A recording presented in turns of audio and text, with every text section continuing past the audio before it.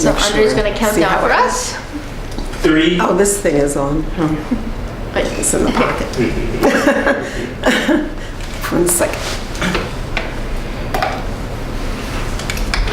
Okay. 3, 2. Hello everyone, this is Meagan Meehan reporting for Alexander Gurman Productions. I am very pleased and honored today to be here with artist Ann Stanner. Ann is primarily a sculptor who makes these beautiful, beautiful pieces out of metal. As you can see, I'm holding one here, and it looks like waves, and there's little colored fish coming out of it, and it's gorgeous. This is a small piece, but you also do some very large pieces. Oh yeah. So thank you for being here today, first and foremost. Well, thank you for inviting me. And secondly, tell me a little bit about how you decided to become an artist, and then how did you break into the industry? Okay, well, I think from childhood, I always had certain ideas about being an artist, although I didn't follow that path right away. My mother was an amateur painter, and my aunt also, and I always admired artists. So when I got to be around 21 or so, I started taking a class in my neighborhood in Flushing, Queens, at a little clay art studio, and I just fell in love with it from there on. I love clay. I love working with it. Yeah, so I started with clay, and then eventually I evolved into metal, but I still work in clay as well. You work with a variety of mediums. That's a lot of fun. Yeah. Now, this is, as I said, this is a small piece, but you have made some pieces that are massive. Like you currently have one on display in Rockaway Beach, which is really, really large scale. So what is the process like of making something so big, and what do you do with it after it goes off display? All right, I'll tell you about that one. Well, I was invited to be in this show in Rockaway Beach for the summer, from May through October. And so I created a piece. It's not huge it's about 6 feet high, and it's a wave form similar to this, but I had seahorses and sea stars in it, as you know, because it's by the beach, and it was part of a whole sculpture walk where there were about 16 other. It was phenomenal. You saw it? I went to it. Yes. Yeah, good. And so I was really very pleased to be in that show. So what I did is I designed the piece. I made a smaller maquette for it. This is like a maquette also. And then one of my colleagues helped fabricate it for me because it was a little too big for me to do myself. Yeah. 2 people actually worked on it. And I did certain parts of it. I cut out these seahorses and so on, and painted them. What did you do with it when the show closed? Well, I have a house upstate, so I had it moved up to my house. So that's good. Yeah. So it has literally has a home. It's on my land right now. Yeah. Although I would love to sell it eventually, or at least get it into a more public space. I'm working on possibly in the Florida Keys. There might be a possibility. Your work is beautiful, and it really can fit so well everywhere. Like and the thing I love about Ann's work is that it's also really 360. Like for example, there's a blue fish here, a darker blue fish here, a red one. I think it's an orange one, and then on this side you have a little green one. So no matter what angle you look at it, you see something new. I mean, they're phenomenal. About how long does it take you to complete something like this? Well, for the little model? Yeah. It might be a month or so to actually conceive of, what I want to do. Usually I work with triangles a lot, as you can see, and curved triangles. And I decide on the scale, the measurements, and measure it out, then cut them, grind them, and then weld them together. And then also the fish as well. Usually I make a pattern for the fish. Just out of paper, and then I trace it on metal. But they all somehow look a little different, so I mean, very unique. I really love it. I have about 3 different kinds of fish on there. This was for the Hudson River, actually. It was for a competition, which didn't get realized, but anyway, I had a good time. But it's even like this size is perfect for somebody in an apartment. Oh yeah. So what would you sell something like this for? Oh, I'd say I'd have to sell it maybe about $2,500 Yeah, that's still very reasonable though. these days for art. Yeah, yeah. So you were also an art teacher, and you teach at the Art Students League, Right. which is an absolutely famed school for artists. Yes. So what have your experiences as a teacher been like, and how have your interactions with the students inspired your own creativity?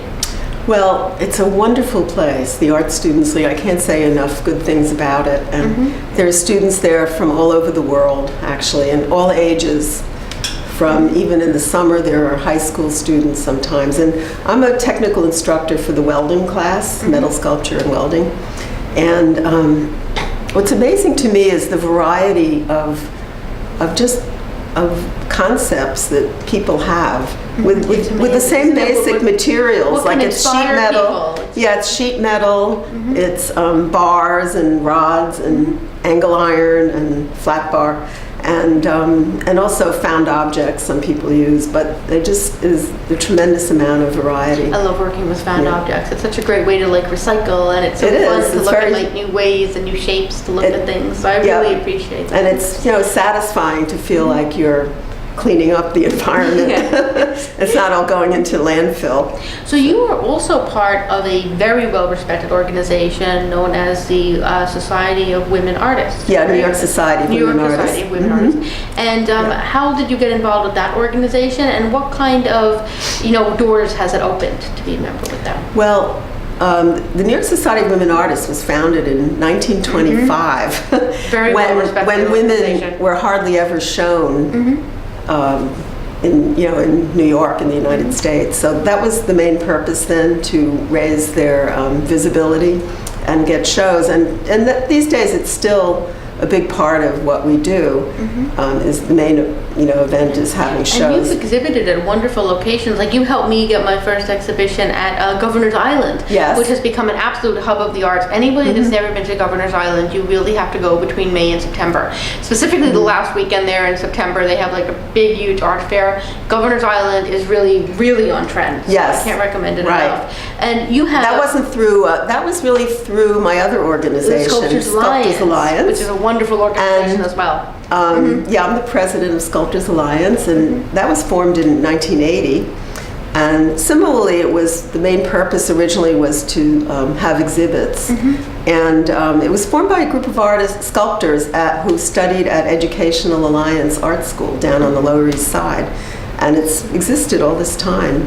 And so I write grant proposals, and we've been fortunate to get a grant from Lower Manhattan Cultural Council.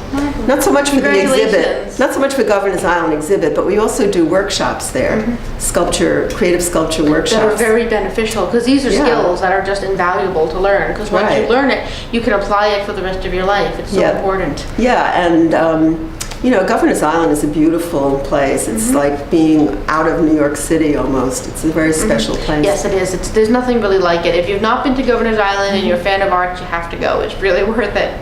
So as far as current exhibitions go, do you have any work currently on display, or do you have any shows coming up I that have you'd like to mention? a show actually coming up. It's in New Jersey. It's the Art School at Old Church. It's in Demorest, New Jersey. That's with the New York Society of Women Artists group show. And that's starting Friday, next Friday. Now, are you going to be exhibiting art at Art Expo in April, or are you going to at least visit Art Expo? I would visit it. Yeah, I haven't made plans to, exhibit there. But it's definitely, Art Expo is a fun place to go. If you love art, it's such a big international art show that it's cool, if you can go in and take a look around. Is that at the pier? Yeah, it's at the pier. I think it's April 21st this year. Yeah. So. Actually, I'm going on vacation towards the end of April, so hopefully I may be able to get there. I'm not sure. Well, this is marvelous. Actually, before you came here today, you were just doing something involved with the arts. Yes. You want to tell us a little bit about that? Okay. Well, I've done a proposal for a monumental art statue for Central Park. It's for women's suffrage, and it's a very big deal. I mean, I think hundreds of sculptors are going to apply for it, so I have no way of knowing if I'll be selected, you but at least have the idea, and even if it doesn't get picked up this time, you Exactly. can use it some other time Yeah. and find some other place. Like, Yes. I feel like whenever you think of something and you create something, it never goes to waste. no. And, I made a maquette out of clay and photographed it and submitted that. And I just great. brought my proposal downtown where, to be Marvelous. submitted. So I'll find out very soon if I'm at least a semi-finalist. Let's see. Well, if people are interested in hearing more about you and your art, what website or social media would you? Well, I'm on the New York Society of Women Artists website, which is, www. You have to spell it out, New York Society of Women Artists.com.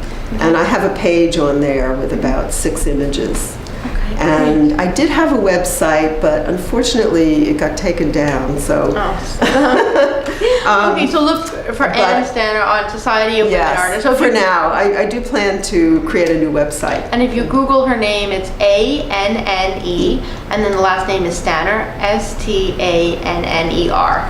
Right, if you Google me, a number of items will come up. She's very well known and very well respected, so it's a very big deal to be able to interview you, and I'm so pleased that you came by today to Well, discuss it. thank you so And you much. brought this beautiful piece, so I really enjoyed Thank seeing you. you. So thank you so much, Anne. You're welcome. And I hope to talk to you more in the future about more projects. Anytime, Megan. Thank you. Thank you.